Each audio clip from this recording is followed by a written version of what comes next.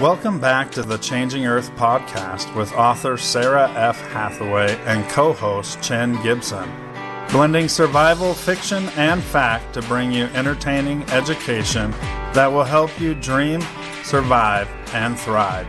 And now, here's your host, Sarah F. Hathaway and Chen Gibson. Chapter 27. Cole enjoyed the evening of downtime with Nicholton, Bingham, and Bennett.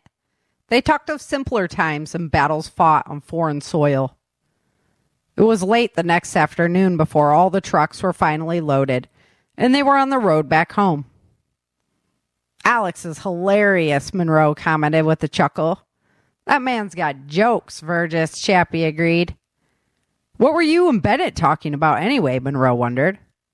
"He's a friend of Nicholton's from back in Basic. Nicholton went private defense contractor, but Bennett stayed in. He actually lived in Kingman for a while," Cole informed them. "Seems like Alex and Nicholton aren't so sure about the new system. What did Bennett have to say?" Monroe queried. "I gotta tell you, boys, I envy him a little. He has the ability to blindly follow orders and trust his superiors. He thinks everything will be restored once the disaster is over, and we have to do what it takes to restore order."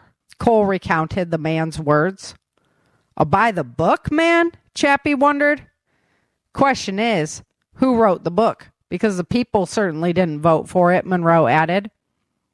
"Look, guys, is that smoke on the horizon?" Cole wondered, pointing out the window. "Sure is," Chappie agreed. "Rydell's up here. Ask him what's going on," Monroe suggested, as they approached a slender young man with black hair. Pulling up next to the man while rolling down his window, Cole asked, "What happened?" "The bandits came back," Rydell explained. Cole could see the bags under his eyes. The young man was exhausted. Curious about the integrity of the leadership, Cole asked, "Is Barry okay?" "Yes, sir," Rydell answered, looking out at the burning buildings. "But they hit us hard." "Looks like it," Cole agreed. "Is he at the hardware store?" "Sure is. Well, what's left of it." "Thanks, Rydell," Cole told him. Monroe pressed the gas on the truck, asking Cole, "Do you want to stop by there?" Cole was concerned. Too much of the town had burned. "Do it," he answered. "Monroe just wants to make sure Ginger is okay," Chappie jested. Monroe replied honestly, "I'm a bit concerned." "Oh man, it's worse than I thought," he exclaimed as he drove up to the store. "They blew off half the building," Chappie exclaimed in awe. Monroe brought the vehicle to a stop and the men jumped out, approaching a small group of people standing in front of the building. "Aren't you a sight for sore eyes?" Barry bellowed, watching the men approach. "The bandits had to be watching, or someone is informing them. They knew a large part of our force was absent," Cole explained his observations. "My thoughts exactly. We're gathering all the supplies and storing them in the bank building across the street. We can use the vault there," Barry informed him. "Good thinking. Is everyone accounted for?" Monroe wondered. "We lost 2 guards, but all the civilians are fine," Barry replied. "Losing 1 is too many, but at least the civilians are okay. I'm going to drop off these supplies and check on my house. Let's get together tomorrow to talk strategy and see if we can send out a tracking team." Cole was infuriated by this attack. It would severely affect the long-term survivability of this community. "Sounds good," Barry agreed as they left. They headed back to the truck. Turning the key, Monroe looked to Cole, declaring, "Maybe Bennett was right, Virgis. If we had a force here to protect these people, maybe those fighters would still be alive. Can people really be left to their own demise right now?" "The settlers didn't have a force to protect them, and they survived," Chappie argued. "They were free to make their own choices," Cole added. Monroe shook his head at them, explaining, "The settlers were used to surviving with much less. These people went from being couch potatoes to being self-reliant homesteaders. Some people won't be able to adjust and will continue to take advantage of those who can." "I see what you're saying, but arresting criminals is one thing. Arresting people because they lost their home is another. What about the people who didn't? Is it fair to allow them to live in chaos? If the refugees were left to their own means, they would trounce, the landowner's properties, Monroe argued. How do you know? Chappie wondered. Look what happened here today. I'm just saying, order does have to be maintained. Monroe explained his thought pattern. I don't think any of us have a solution, Cole admitted sadly. And I don't think any of us really know what side to stand on, Monroe added, pulling the truck to a stop. Isn't that the truth? Cole agreed. We'll worry about sorting that out tomorrow, but let's get this stuff unloaded right now.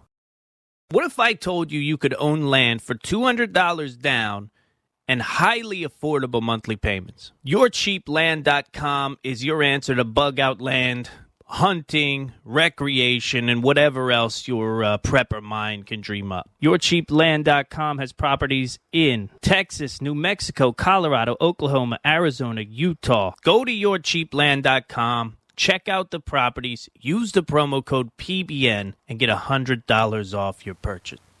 Hello, and welcome back to the Changing Earth podcast. This is episode number 424, season 15, episode 27. You just heard chapter 27 of Virgis. Hey, Tim, what's up? Chin's up. Hey, man. Whew. It's crazy changing Earth times right now. It's just got me all stoked. So, all right, I got the deal of the century going right now on my books for Christmas time. So, if you listen to my podcast, haven't ordered my book set yet, I have a few of them left, and I'm selling the whole set for $100 right now. Listen to you. Yeah. So Autographed? Autographed. Yes, sir. So, it doesn't say Christmas special or anything. It just is marked down over there on my lowly old website. So, like nice. I say, if you haven't gotten a set yet, now's the time. I got a few left. And then once, I probably won't be able to get an order in before Christmas. So if you want a set, get on over there to my website and order your set, ChangingEarthSeries.com. Well, just think of it as preparation for some of the Changing Earth news that you have, right? Yes. Don't we have some blizzard towards us? So get your set now.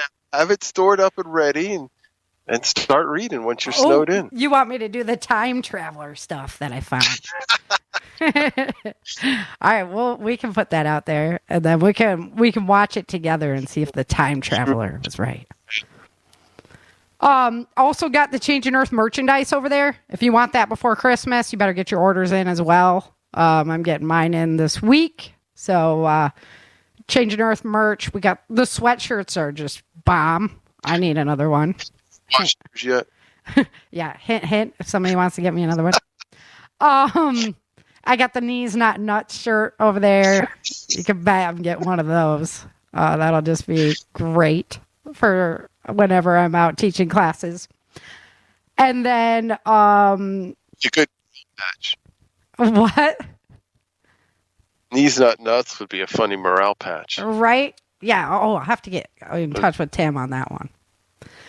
And then, I'm thinking next weekend we do the blooper episode, since we got the holiday and everything. We'll just have some laughs and some fun. And so I'll see who I can get rounded up to come on that show. Maybe we can get Yuri on the show. Get TJ over here. Get Senior turkey. Yeah, exactly. So so the book set's $100. Changing Earth merch. In April, I'm gonna be out at the Patriot Conference in Indiana. Illinois. Sorry, it's in Illinois. So if you're following me on Facebook, you can, I know, the worst, Facebook. But I'll put it up on my Twitter too, and you'll see newsletters, stuff like that's coming. But I will be out there in April. It's going to be fun to do another event this year. So Patriot Conference in Illinois. If you're up north and you haven't seen my classes yet, come on out. TJ going to be there? I don't know if I'm going to be able, if he's back on the street, man. He's doing roundups. So we'll see if I can get him to get off work for it. So I guess retirement didn't go very well for him. I was giving him a hard time. What's up, Susie Homemaker? So he went back to work. He put a uniform back on and back out on the street. So we'll see if he can make it. Hopefully, I'm going to be in his neck of the woods. I think it's only like a few hours from his house. So, yeah. All right, so that's big news, and of course, I'll be announcing that as we go. But the biggest things right now... Sheila with... Yeah, I know. Dude, you should have seen him when I gave him that. Oh, so I gave TJ a whip at Prepper Camp, and he gets a hold of it. I put a paper plate up on the tree for him. He just whips it off the tree, smacks it out of the air. I'm like, dude, he did get bit. A couple times. We need to hear about that around the campground. Right? Crazy guy with a whip. He's up there, man. He's gone loco. So, no, big shout out to L. Douglas Hogan. He does a great job as Swenson, and he writes some spectacular books himself. You guys, that's some fun stories, great stories, and his Oath Taker books, and yep. Mm-hmm. So he does some phenomenal. He also writes westerns too. So he's done a bit. So yeah. Speaking of, I'm almost done. I just finished getting episode 11 done. So episode 12 will be done. We'll be putting out the next block of the Changing Earth audio drama before too long. So that'll be a nice holiday. Nothing says holidays like the Changing Earth audio drama. So I don't even think it's like a holiday time for them. Maybe. Yeah. No. The end of the season 3 is. So anyway, okay. So we played chapter 27 of Virgis today. They returned home from Vegas. Home fires were still burning. So that's a good thing, right? Yeah, no, that's not a good thing. So really the Marauders knew that a large portion of their force was gone and took advantage of it. And like we were talking in the green room, and this is going to be a very much a recurring theme of Virgis is those with supplies versus those without. Because, that's what's happening. Like in Somalia right now, like 500,000 people are displaced because of the flooding over there. Like that's a serious amount of people on the move, So it can overwhelm any kind of infrastructure really, really fast. So it comes down to the conversation between Monroe and Cole about, do people need to be controlled by a strong government in these types of situations, or can they literally recover on their own? And I don't know. Tough one. It is. It's almost case by case. It is. You definitely need the sheepdogs out there in full force if you're going to do it on your own, because somebody's got to be watching out, for... It's kind of like regional, like if you have a regional natural event and what town kind of recovers better than the other town, kind of, Mm-hmm. Yeah. It's all who had a stronger community and network of sheepdogs and hardworking people, and just to bring that back, right? Yeah. And like, for example, Acapulco, it just got hit. Like it's the military rebuilding their stuff there, and for the hotel owners and the civilians, they're like, well, whatever, figure it out. So, it kind of seems like the world's getting tapped out on resources to give each other, and because so many huge events are happening, right? Yeah. Mm-hmm. So that's kind of a scary thought in and of itself. It's the slow frog, right? I always think like, oh, it could happen all at once, and then you're just in it.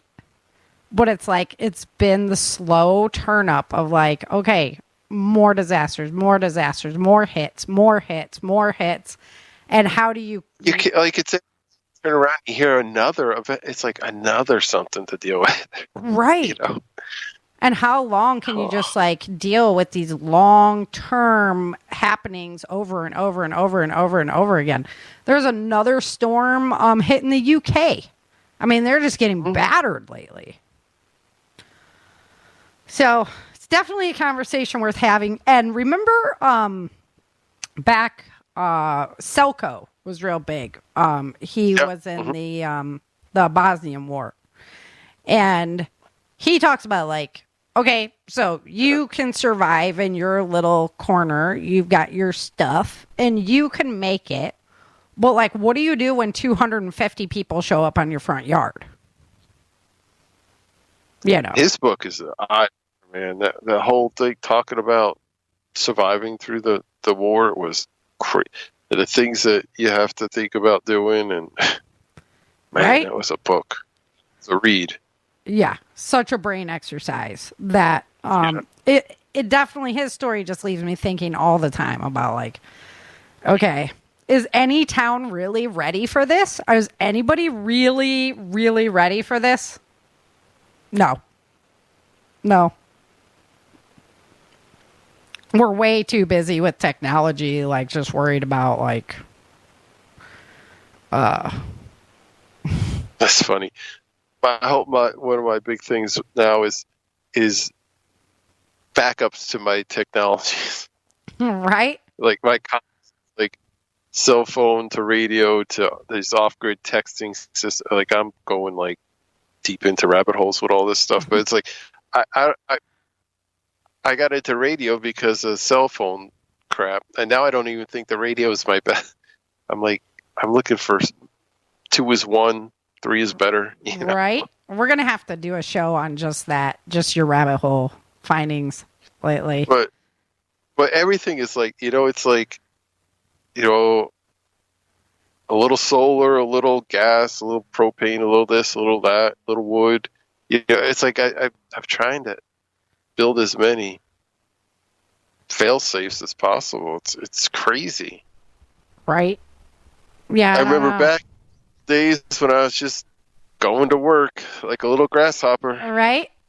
On Friday nights, not worry about a thing. Chick, chick, chick, chick. Watch the Facebook. We'll do this. Yeah.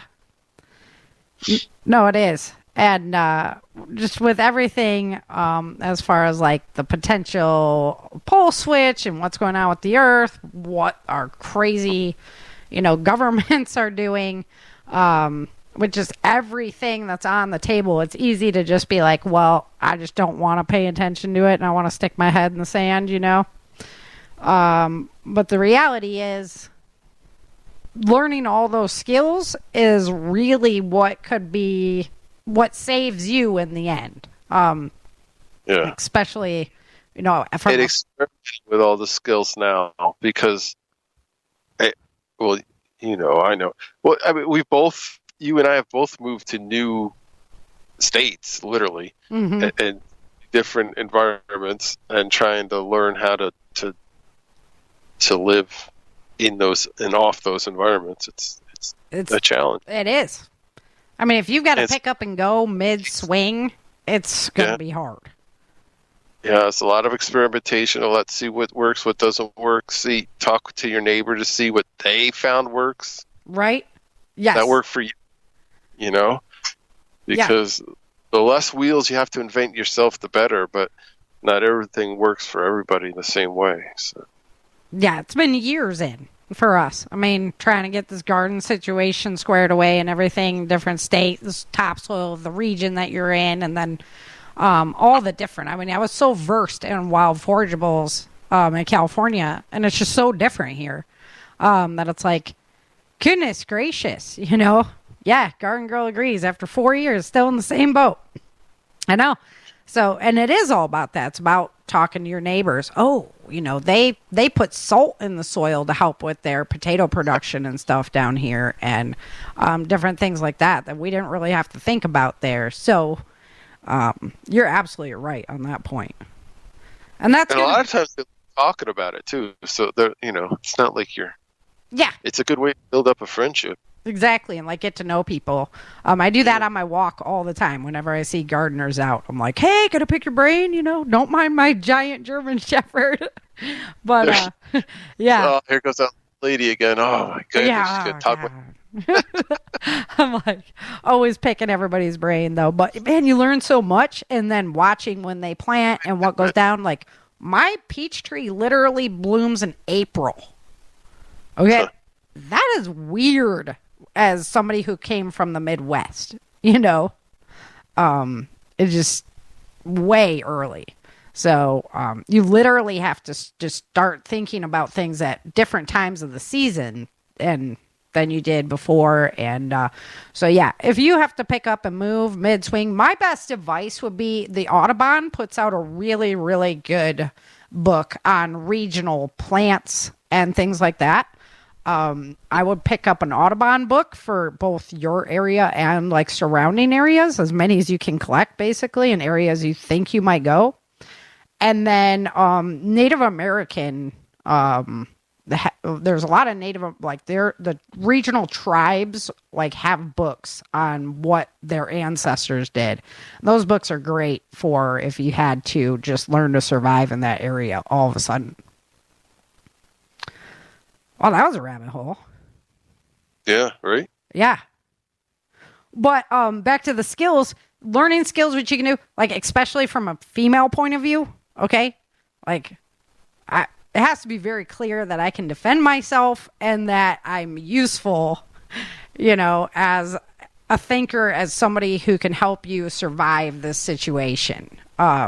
There's a different aspect that women have to think about than guys do, and so that's why I really, really encourage. So talking with Sarah, the person's going to know. Well, hey, Sarah's bringing it. Yeah, so we want her on our team. It's an aura projection, right? I mean, yes.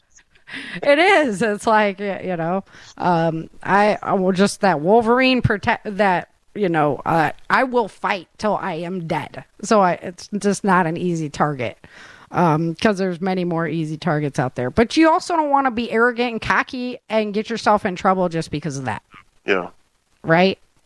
Yep. So there's a lot of, the Lord has taught me a lot of humility that comes along with being a confident powerhouse type person, right?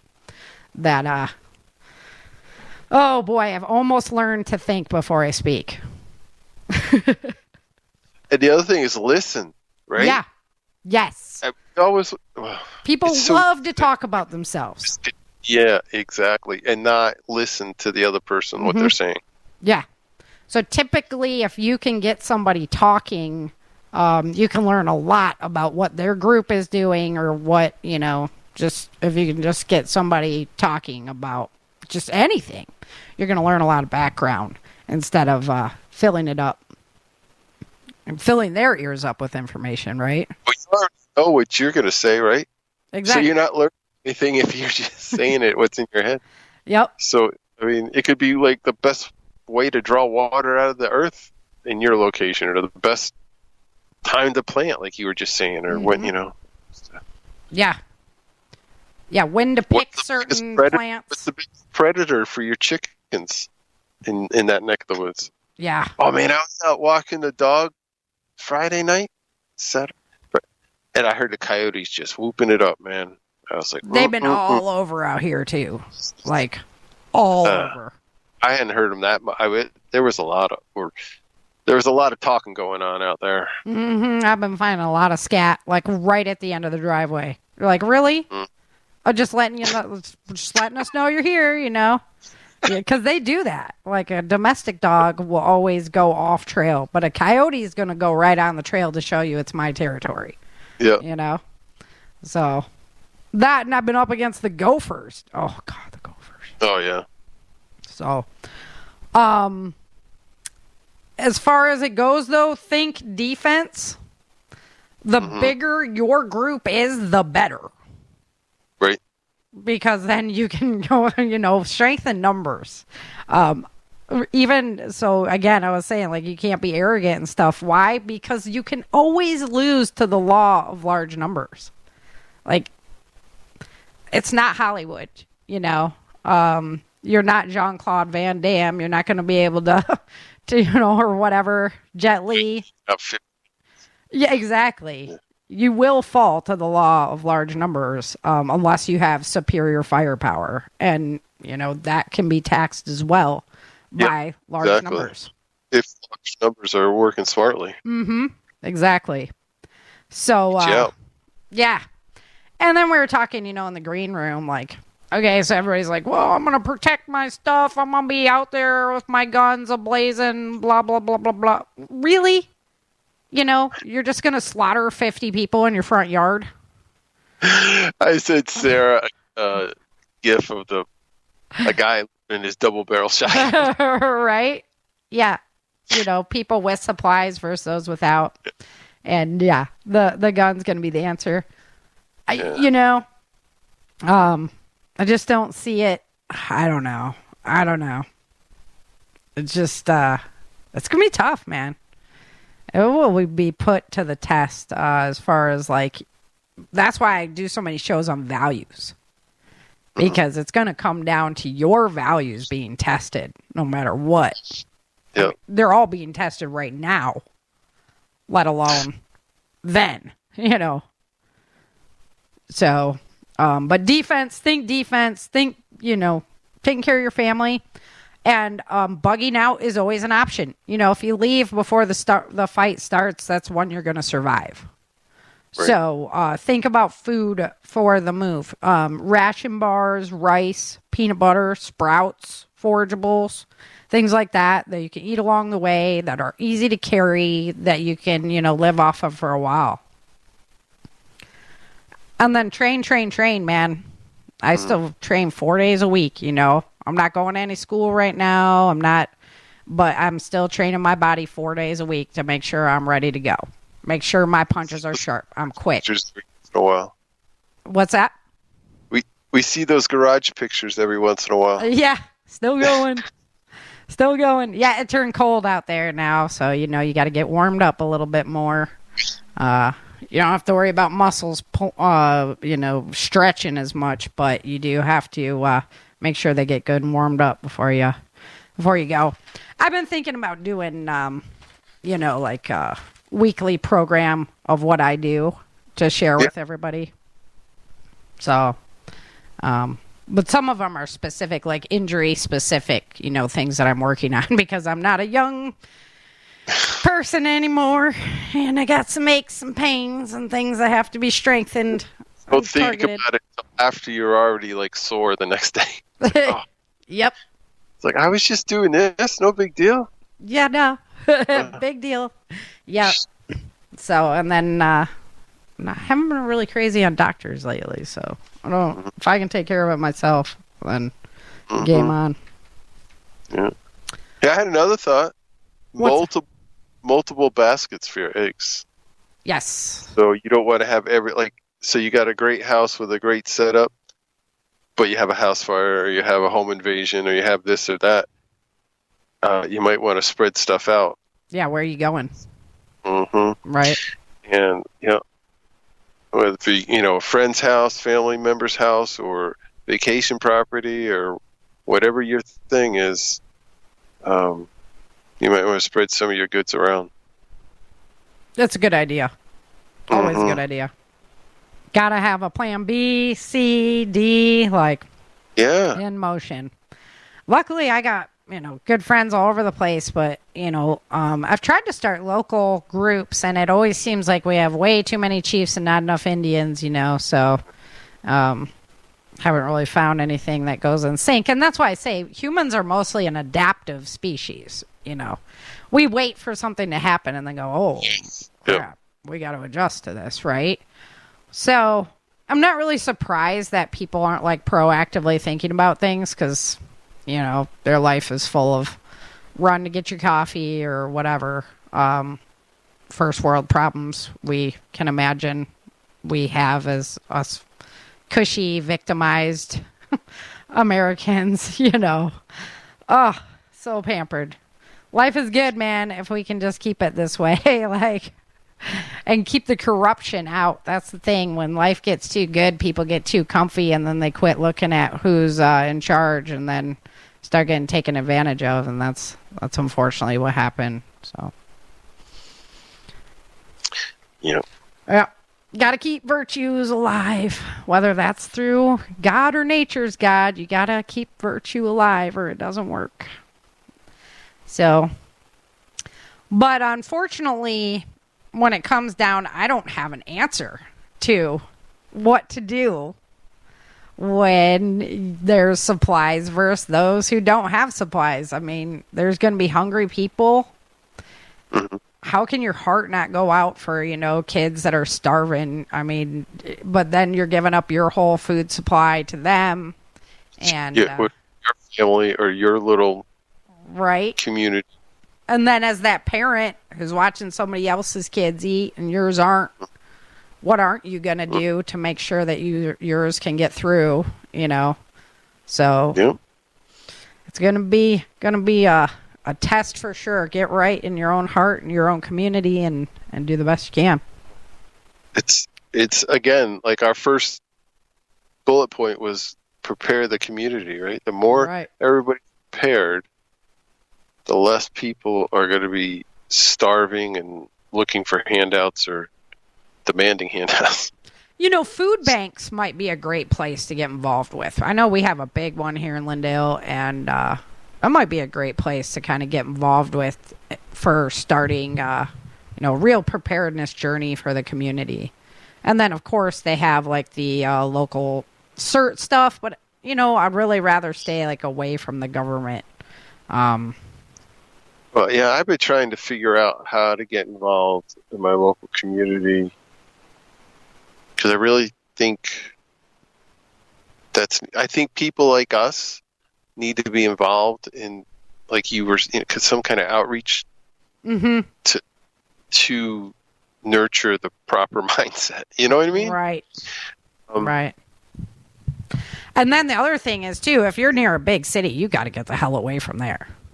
Yeah. I mean, you got to have someplace you're going to go where you're going to team up with somebody that's not near a big city. Because, I don't know.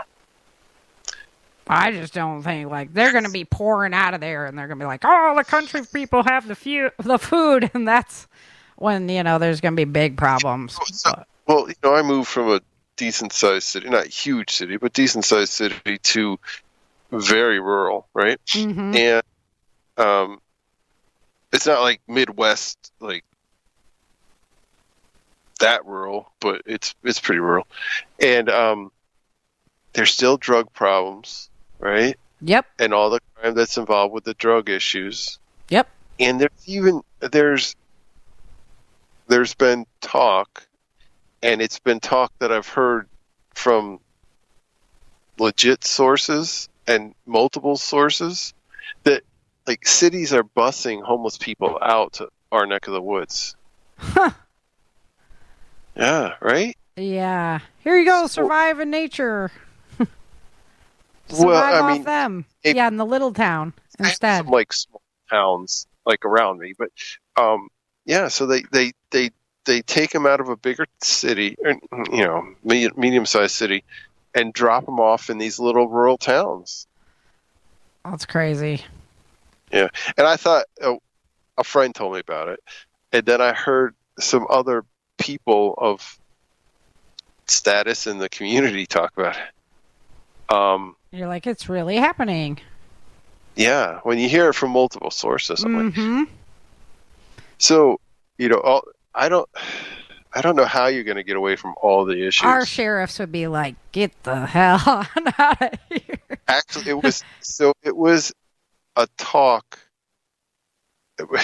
So I joined a hunt club out here, right? Uh-huh. And one of the sheriff's second command, I forget what he was called, but so the sheriff couldn't make it, but so they came and did a talk at the club, and just like a community outreach campaign.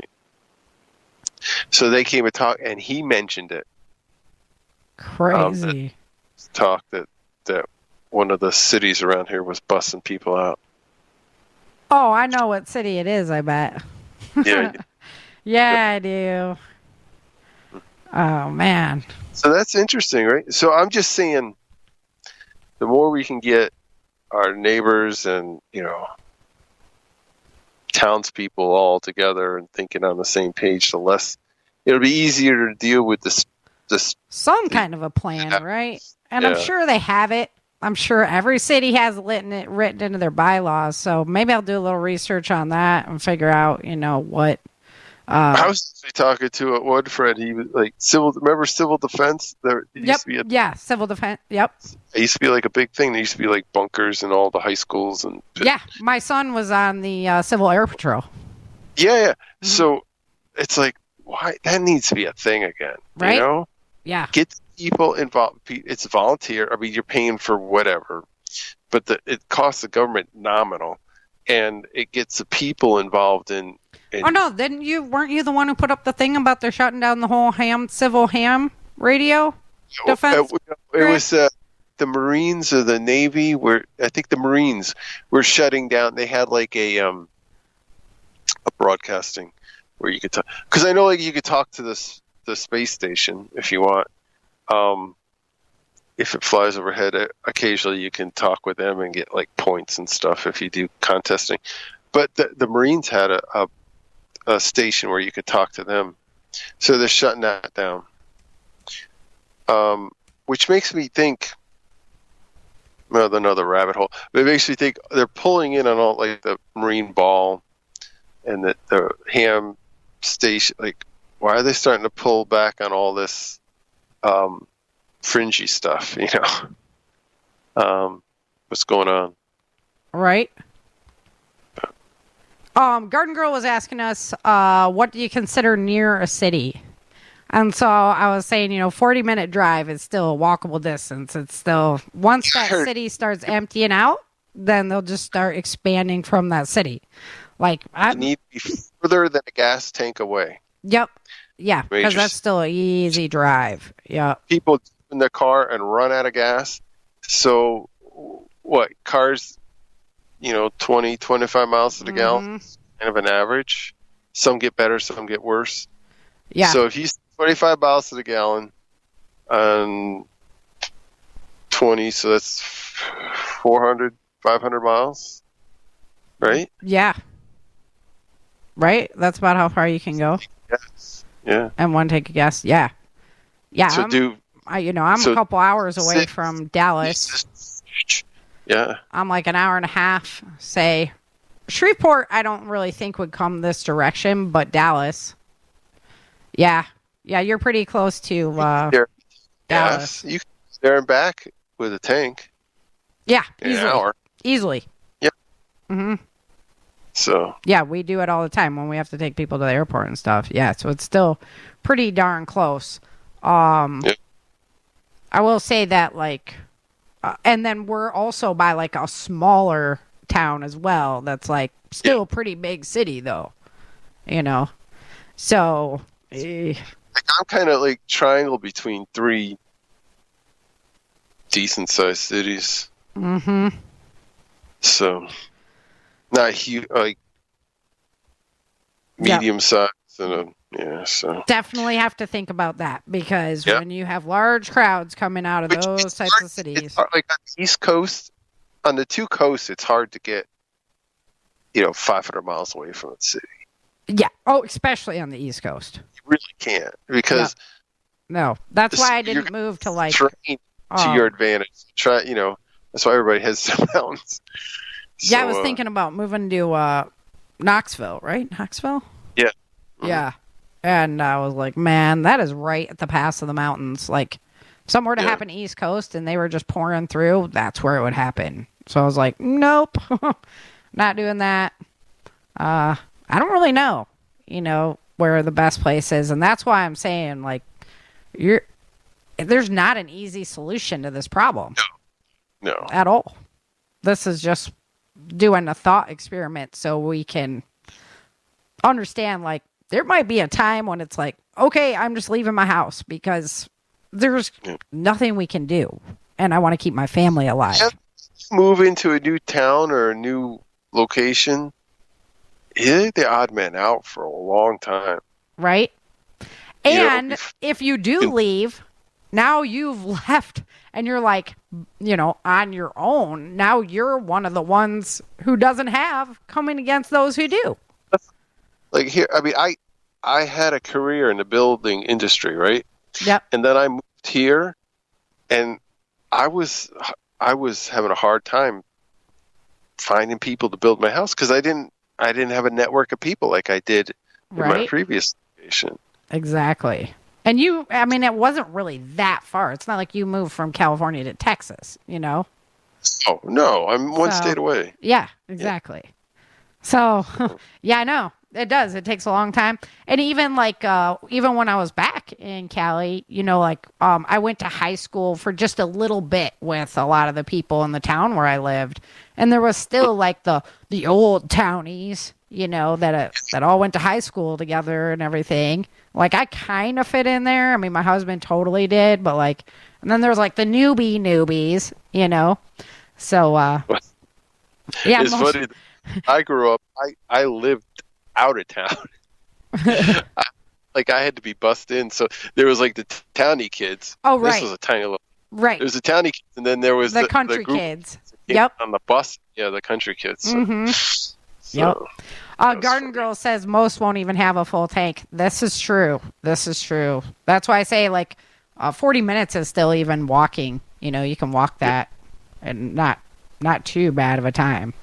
So at least they were coming if they're on foot, though. If you were scouting properly and stuff. So.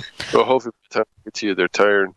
Right. Hopefully. All right, let's jump into some Change in Earth news. Like I say, there's not an easy answer here. Go ahead and throw it at me as far as it goes, because we're going to be, like I say, this is going to be a conversation that comes up quite a few times. So join us in the thought process.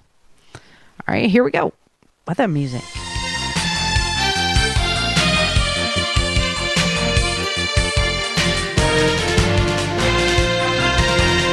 All right, so luckily the sun has been pretty chill because our planet is so vulnerable to a CME right now. It's not even funny, but God continues to bless us with his grace, and we had some M-class flaring. Those were not earthbound.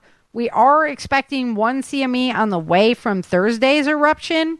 It shouldn't be too dramatic on our planet, but we've seen things having a much bigger effect than people thought they would. So we're going to keep eyes on that. But also we're keeping eyes on the sun because there are some active regions that are coming in. It's an extremely low level of activity because the Earth is turning into the sun is going into one of its active periods, and it's been an extremely low level active period. So that is saving us down here on planet Earth, guys. Literally. Big news is Iceland, right? So they have Gridvik totally evacuated now. The roads are literally cracking apart. Buildings are cracking. So they are expecting this volcanic activity to happen any day there in Iceland, and what that's going to look like, nobody really knows if it's going to just annihilate the town or if it'll go on the other side. So they just don't know what to do and how much lava is going to come and what that looks like. So. All right, so let's jump into it. November 13th of 2023, there was 369 earthquakes over 2.0 or bigger, biggest of which was a 6.1 in Papua New Guinea. I-10 was shut down in downtown LA from a fire that started from homeless camps. So it was one of the biggest shutdowns they've ever had to do of I-10, and it was due to the homeless problem. We had I-40 and the Appalachian Trail both shut down because of fires in North Carolina. Yeah, you did. That's coming up. Yep. UK was hit by Storm Debbie, came in 70-mile-an-hour winds. They had tornado warnings, flooding again. They are just getting waterlogged over there.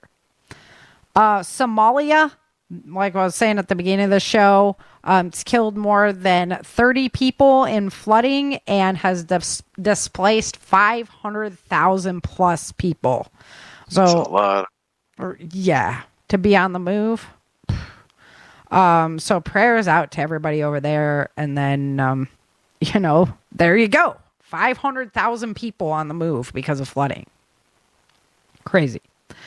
The United States, central Kansas was hit with a 4.0 earthquake. Mount Etna started explosively erupting in Italy, and Oahu is still dealing with their wildfire issues, burning down some of their critical forests there. So that sucks. November 14th of 2023, there was 381 earthquakes that were 2.0 or bigger, the biggest of which was a 6.1 in the South Indian Ocean. There was also a really big earthquake that affected Sri Lanka, southeast of Colombo. And Johannesburg in South Africa was hit with a severe hailstorm. They had roofs collapsing, flooding, lots of vehicle damage, and it was very odd for them to have golf ball size hail there. So another storm of the century type situation. November 15th, there was November 15th, there was 387 earthquakes that were 2.0 or bigger, the biggest of which was a 5.7 in Indonesia. There was a 3.6 earthquake in Illinois, in north central Illinois, in Putnam County. So that was kind of big news. I guess it happened. I don't know how many people actually felt it. Doug said he didn't feel it. So I was like, did you feel the earthquake? He's like, no. I'm like, oh, okay, whatever. It's probably sleeping. So, Vietnam was hit with extreme flooding, thousands of homes underwater there. There was another flooding event on the northern China and North Korean border. And then in the United States, in Washington State, in the southern end, there's farmers that were dealing with the severe rain and hail there. They were trying to harvest crops, and the rain and hail did not do great things for them. The 16th of November, there was 406 earthquakes that were 2.0 or bigger, the biggest of which was a 5.0 in northern Indonesia. The United States, South Florida, 100,000 people were without power. They had massive amounts of flooding and high winds, and the rain started, and they just really haven't stopped over there. So they've been dealing with a lot of flooding in southern Florida. Oahu fires have reached 2,500 acres. They are not contained at all. Bedford County, Washington, the Matts Creek fire has gotten really big, 2,750 acres in that one.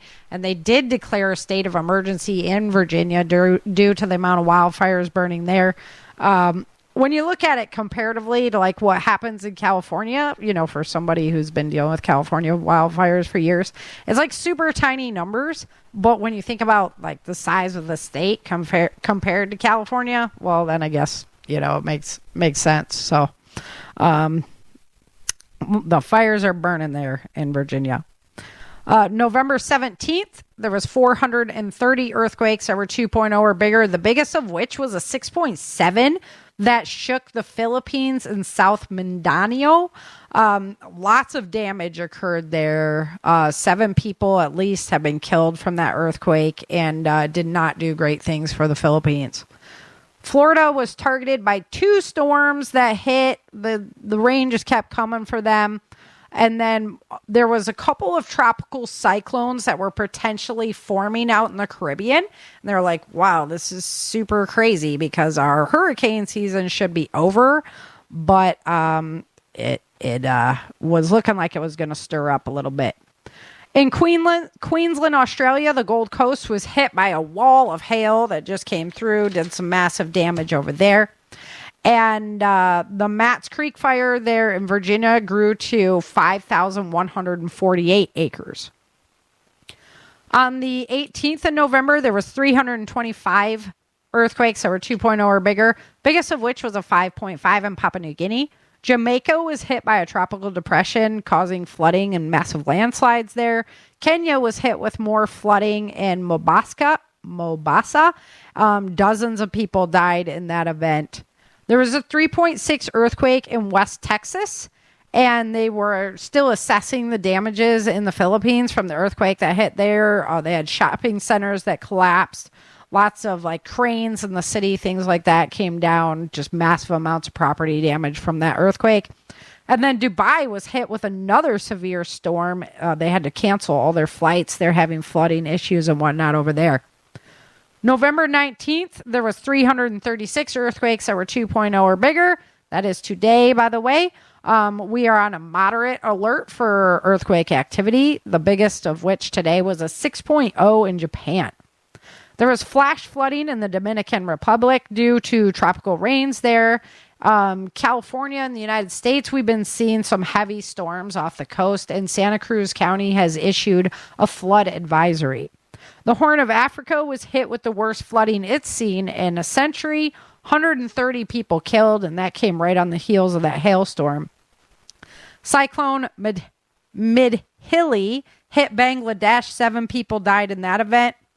And Siberia was hit with a hurricane. Siberia was hit with a hurricane. Okay, hurricanes are warm water, and Siberia was hit with one. Okay, that just shouldn't go That's together. where all the beach resorts is, isn't it? What? Siberia, that's where all the beach resorts are. Yes. Isn't it? Yeah, that's where everybody goes on tropical vacations. No, it's like freezing, and that's where on the Kamchatka Peninsula, that's where the big volcanoes are erupting right now. The wind was going at 38 meters per second. 3 people died because of those hurricane force winds. And then Bulgaria was hit by a severe storm. 2 people died there. They've had massive amounts of power outages, wind, hail, wind, rain, and snow associated with that storm. And then the North Carolina wildfires. They attribute it to a crash that happened in I-40. It grew to 1,200 acres in just 2 days. So, man, East Coast, quit starting those fires out there, guys. As far as volcanic activity on our planet right now, there are 25 volcanoes actively erupting. That's actually down 4 from last week. That's into kind of average, moderate level. There are 12 showing activity. That's up 1 from last week. That's pretty low number. There are 32 showing unrest. That's up 2 from last week. But again, I mean, that's a pretty moderate number. So it's not looking too intense as far as our volcano watch goes, except for the activity in Iceland. And then also Campi Flegrei, that's in Italy, the super volcano, is still on the watch list. So we're going to stay on alert over that one. As far as wildfires in the United States, we're at a preparedness level of 1. There are 42,724 acres on fire from 34 major active fires. In Virginia, 14,161 acres are on fire. This is from 9 fires. 4 of them are contained. In Kentucky, there are 5,557 acres on fire. This is coming from 3 major fires. There was like just 16 new ones and then 26 contained fires. So it's been pretty interesting to watch the activity there in Kentucky, because it's like, how are all these little fires starting? It's got to be either storms that are rolling through. I just don't have an answer for that. And then West Virginia, there are 5,193 acres on fire. This is coming from 18 fires, and 2 of them are contained. So East Coast is just whooping the West Coast, which is, it's been that way for a little while. It's very unusual to see it that way as well. So I don't know. They were talking about like a drought in Tennessee and fires burning there. And I was like, Californians leaving. Right? They're taking it all with them. Yeah. I mean, California is just getting hit by rain right now. So that's the scoop over there. Okay, so I found this. I don't know. It's goofy. I like watching like prophetic stuff. So I always write it down and see what's going to happen. So this is the time traveler. And he's supposed to be this real life time traveler. whatever. It's on TikTok even, which is ugh. But I don't just, anyway, so there's some prediction that yeah, exactly. Thank you, Garden Girl. You guys got to get over to the chat if you're not over in the chat. Funny stuff, and I love having you guys over there. It's so cool to be able to interact as we're doing the show. So November 30th is our first date to watch for 2023. There's supposed to be flooding that destroys Honolulu. So we're going to put that. I mean, that's like 11 days away. So if you got plans to go to Honolulu, you better bring your rain jacket. December 19th of 2023, there is supposed to be a new type of storm that forms. And it's the severe lightning mixed with the hailstorm. So we'll see if that actually happens. Because we've had some severe hailstorms. I mean, I wouldn't be surprised by that one. January 2nd, 2024, the largest blizzard in United States history is supposed to hit 130 inches of snow in 8 days. So we'll see if that's going to happen. Good snow. Right? January 29th, 2024, extreme heat wave hits. Category 5 and 6 hurricanes affect U.S., Mexico, and South America. So that would be a hurricane in the middle of the winter time. So, yeah, we could definitely... Help snow, right? Yeah, we could definitely back check that one. February 17th of 2024, an F6 tornado is supposed to hit Houston and have a 17-mile wide swath. So we can definitely check that one as well. Houston, no problem. Right? Yeah. There was just those ones down by San Antonio. There was a whole bunch down there. But I don't know. Florida's been having them too lately. So anyway, we could check all this stuff. It's going to be coming up. Through with the hot, the cold weather, you know? Right? Yeah, the mix. So, smashing into each other. Mm-hmm. Yeah. March 20th of 2024, mile-high dust storm that is in the mid-east of the United States lasts for months from Missouri to North Carolina. Right. And then April 2nd, 2024, massive earthquake nicknamed Big John, which I found kind of amusing given my books, shakes San Andreas and makes ruins of San Francisco and LA, and the mega tsunami finishes the job. So that would definitely be a little ironic given my books as well. So, yeah, I'm putting them on my calendar. I'm gonna follow it and see. We could do like a little bet. I could give away books, you know. We could do like a little who calls it, who doesn't, right? Of squares. Do like brackets for like tournaments, basketball tournaments. Right? That's what I'm saying. Like, oh yeah. Which one do you think is actually going to happen and which one's not? And then we could do the prize giveaway like for whoever hits the most after April 2nd. Hopefully they weren't from LA or San Francisco. Who wins? That'd be sick. Yeah. This is no longer there to mail the books to. Right? I know. Wouldn't be able to find the address. So, no, I'm just kidding. Hopefully everything is okay. Like, I love you guys. Like, I know there's good people everywhere. And so. Yeah. But that's all I got. I've really had a big uptick of the worldwide listeners and visitors on my website. So to all of you all over the world, thank you for checking out Changing Earth podcast. Come by to check out the website. Books are, I got the biggest sale that I've basically ever done. You get all 10 books for $100. So it's like $10 a book. So it's just phenomenal. So get over there. Pick it up if you want to get a set. You want to give one as a gift. ChangingEarthSeries.com. And until next time, remember, dream, survive, thrive.